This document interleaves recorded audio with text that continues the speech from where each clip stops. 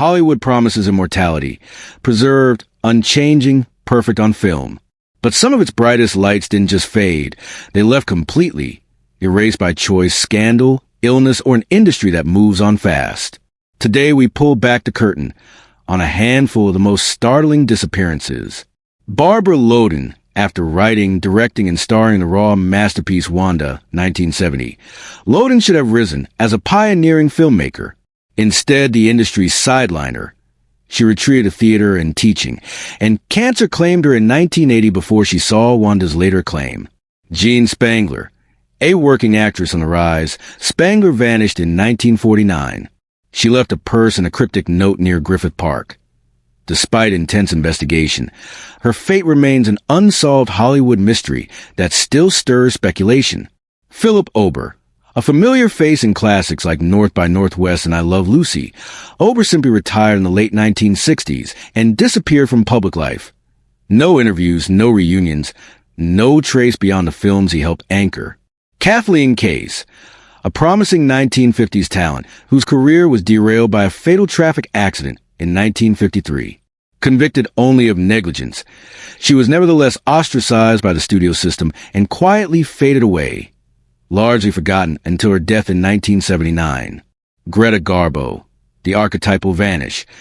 Garbo walked away at 36 at the height of fame and enforced absolute privacy for decades, refusing interviews and appearances. She turned withdrawal into legend. Dolores Hart, a rising star who kissed Elvis on screen, then abruptly left Hollywood at 24 to become a Benedictine nun.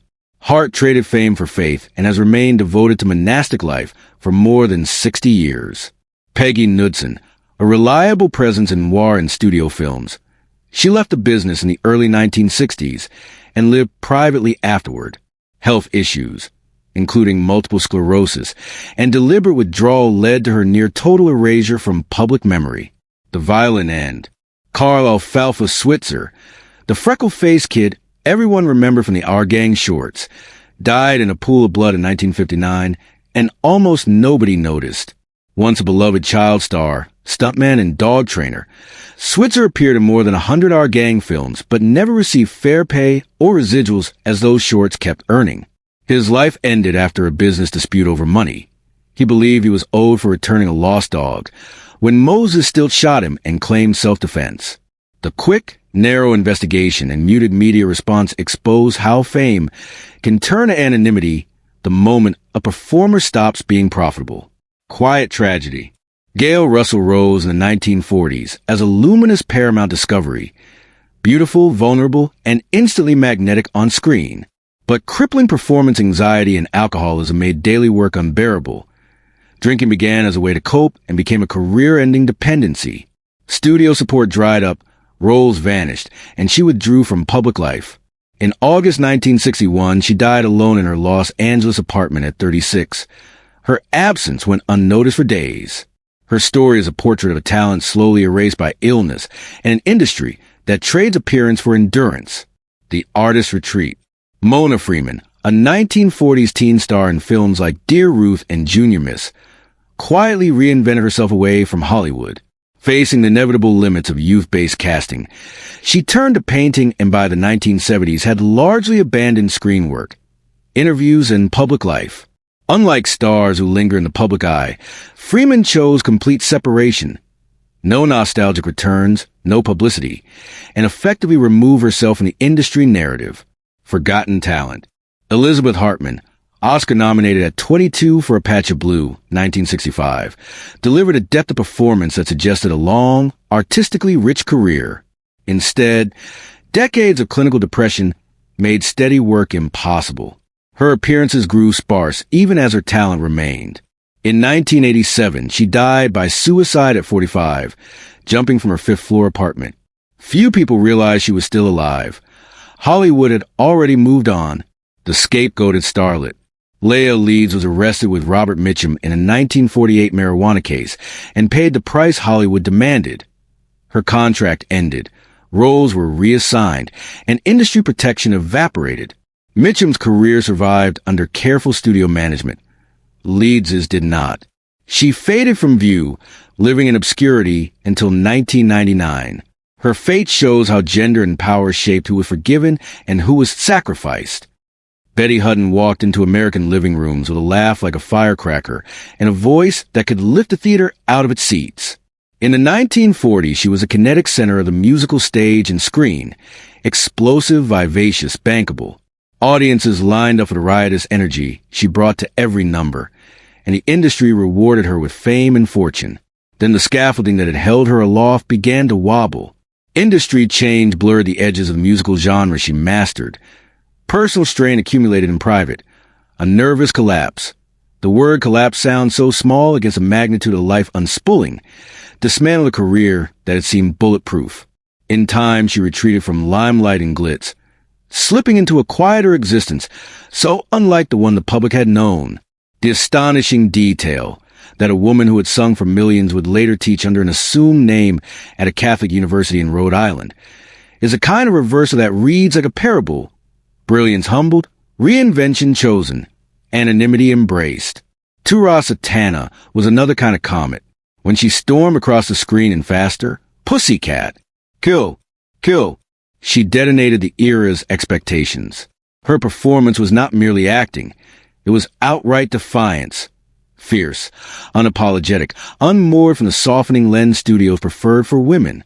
Mixed heritage, a refusal to accept demeaning parts, and a persona that would not be polished into neat marketability made mainstream success unlikely in a time that valued a narrow kind of acceptability. For a brief, incandescent period, she was reclaimed by cult audiences and later by scholars. Her work was rediscovered and recontextualized, her fierceness reframed as prescience. But the arc of her visibility, an explosion followed by a long absence and then a slow, grateful reclamation, shows how the cultural machinery decides who belongs in permanent memory and who becomes a footnote until some later era remembers to look. Sandra Locke's falling feels darker, more deliberate. Unlike the slow erosion of taste or the personal collapse that can undo a performer, Locke's erasure reads like an act of social violence. A promising career entangled with a high-profile partner, a steady string of behind-the-scenes projects, and then a bitter breakup that detonated everything. Allegations, whispered and then amplified, that powerful industry connections played their part in shutting her out paint a picture of structural cruelty. Projects stalled, doors closed, opportunities canceled. Where the others faded because audiences moved on or time shifted the spotlight, Sanders' disappearance suggests something more active. The industry capacity to weaponize its connections to erase a person's work rather than let it speak for itself. These three narratives, different in the particulars, the eras, and the mechanisms, fold together into a single bitter truth. Recognition does not equal safety. Fame magnifies talent. It magnifies vulnerability, too. It hands a person a platform and then, if circumstances turn, strips them of the very things that made them visible. Illness, changing tastes, ruthless politics, or the often unspoken rules of power can reduce public figures to whispers. The performers who vanish do not always disappear because the world no longer needs them. Sometimes the world chooses not to remember. But if their vanishing carries a cautionary sting, there's also a different lesson hiding in the wings. One about reinvention, about the quiet dignity of private life after public spectacle, and about the stubborn human capacity to keep living fully even after applause has died.